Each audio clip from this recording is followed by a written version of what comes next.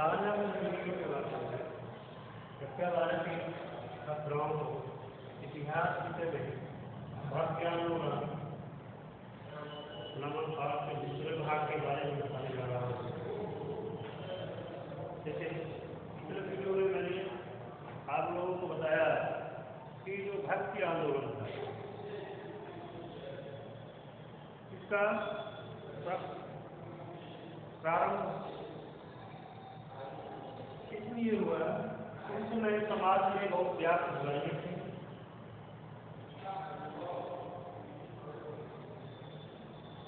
धार्मिक सामाजिक बुराइयों को दूर करने के लिए इस आंदोलन को चलाया गया और इस आंदोलन के द्वारा जो है तमाम बुराइयों को दूर करने का प्रयास किया गया और समाज में व्याप्त जो बुराइयां थी धीरे धीरे दूर भी हुई। इसकी प्रमुख विशेषताएं थी सरल था आडंबर हीन करूं। इसके पहले हमारा वैदिक धर्म था वह आडंबरों से युक्त था, कर्म कांडों से युक्त था। जिसके कारण बहुत से लोग अपने उस धर्म को छोड़कर दूसरी धर्मों की तरफ आकर्षित होने लगे।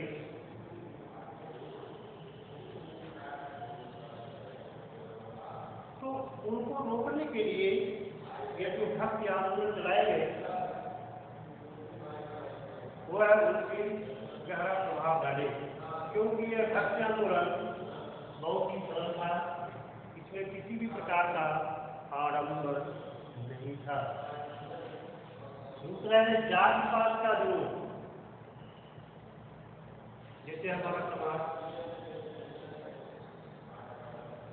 उस समय जाति पात से ग्रसित था, छुआछूत की भावनाएं थी, समाज बुरी तरह से बटा हुआ था। समाज को जोड़ने के लिए इस जात पात रूपी बाधा को दूर करने का प्रयास किया गया। इस आंदोलन के माध्यम से जैसे कबीरदास जी ने कहा कि जात पात को उससे नहीं कोई हरि का बदे तो हरि का होए। मतलब कि हम जाति के आधार पर भगवान को प्राप्त कर सकते हैं। उनके अनुसार जो भी व्यक्ति अगर ईश्वर की आराधना करता है, पूजा करता है, उसे ईश्वर प्राप्त हो सकते हैं। अगला है हिंदू मुस्लिम एकता पर बल। मध्यकाल में हमारा समाज धर्म को लेकर बटा हुआ था, जिससे समाज में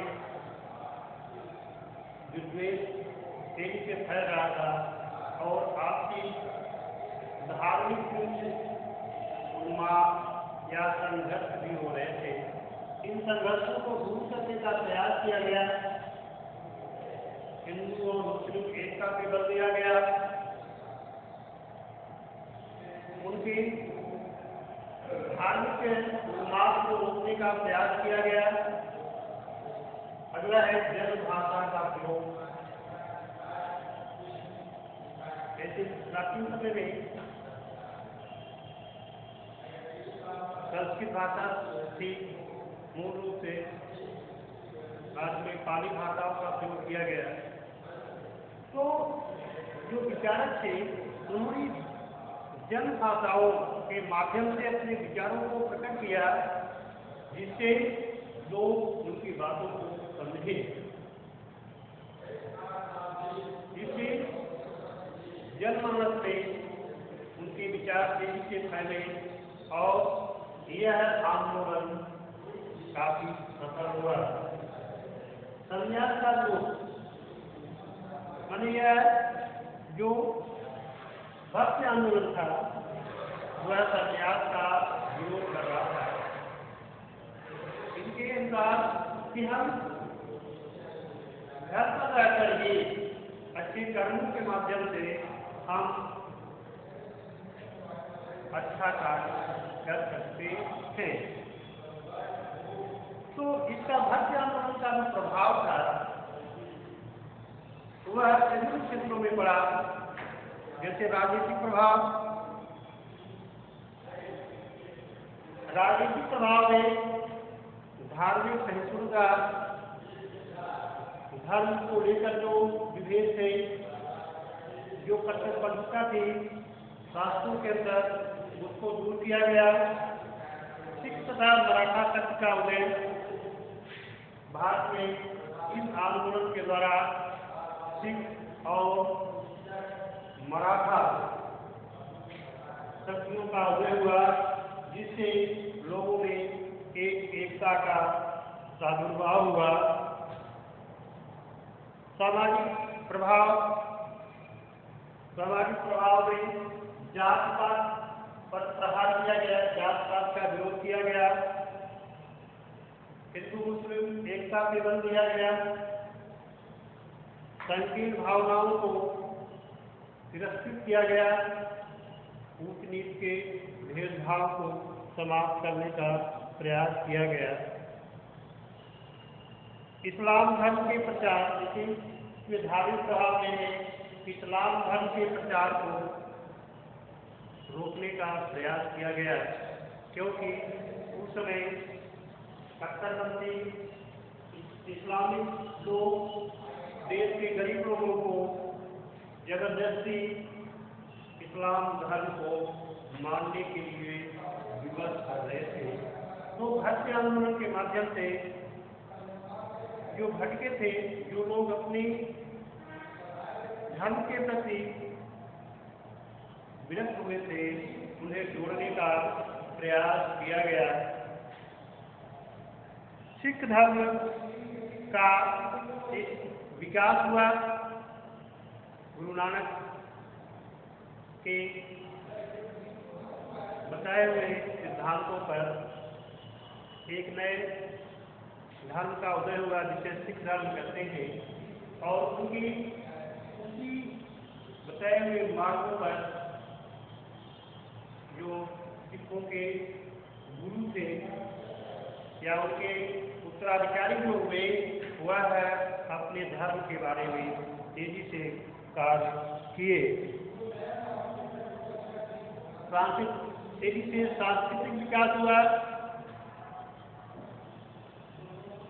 कला के क्षेत्र में तेजी से विकास हुआ। अपनी और ईरानी या जो विदेशी कलाकृतियाँ थी, उनको मिलाकर एक नए प्रकार के कला शैली का विकास हुआ। जैसे गांधार है, मथुरा है, इस प्रकार के कला शैलियों का विकास हुआ। और आर्थिक प्रभाव, आर्थिक जो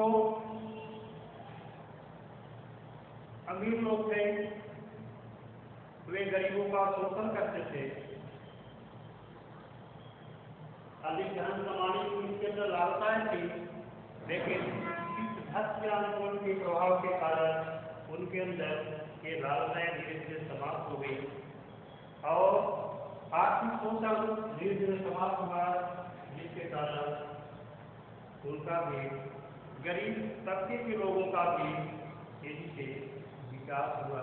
लोग जब धन संग्रह से बचने लगे और इन धर्म सिद्धांतों के विचारों से प्रभावित होकर गरीबों की लोग सेवा करने के लिए तत्पर हुए।